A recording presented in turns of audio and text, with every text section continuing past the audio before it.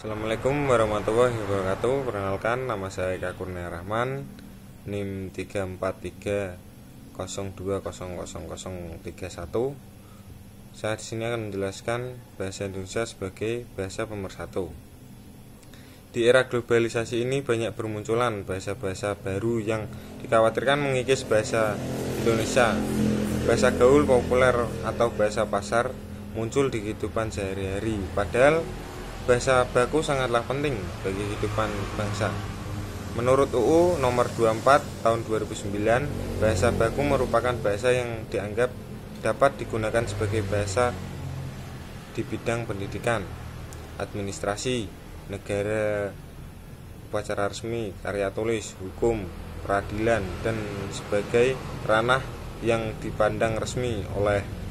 Karena itu penting bagi masyarakat Indonesia, utamanya pelajar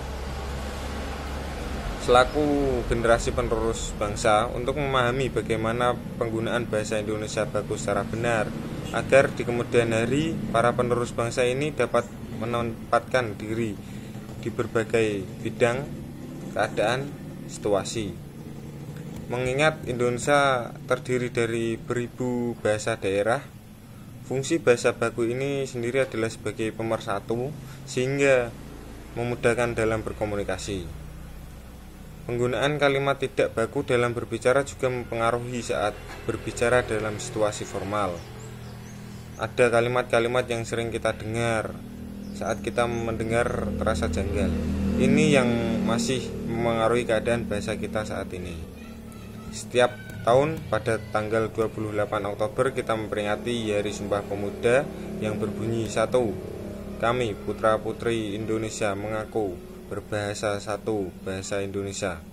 2. Kami putra-putri Indonesia mengaku bertumpah darah satu tanah air Indonesia. 3. Kami putra-putri Indonesia mengaku menjunjung tinggi bahasa persatuan bahasa Indonesia. Dari ikrar yang ketiga di sana, Sumpah Pemuda menjunjung tinggi bahasa persatuan bahasa Indonesia. Tetapi jika melihat zaman sekarang, Sumpah Pemuda hanyalah diikrarkan saja, tidak menjadi pengabdian bagi pemuda kita. Bahkan hanya sedikit yang masih menyadari hal ini. Kalau seperti ini, bagaimana pemuda kita sekarang bisa diharapkan untuk memelihara sesuatu kebanggaan yang pernah pemuda kita perjuangkan sebelum kemerdekaan bangsa Indonesia dulu.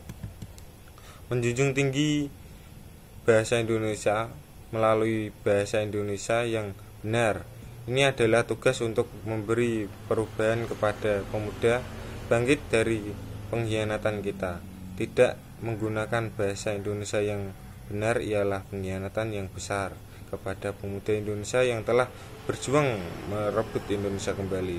Termasuk bahasa kita, itu buah pengorbanan perjuangan pemuda Indonesia. Sekian dari saya.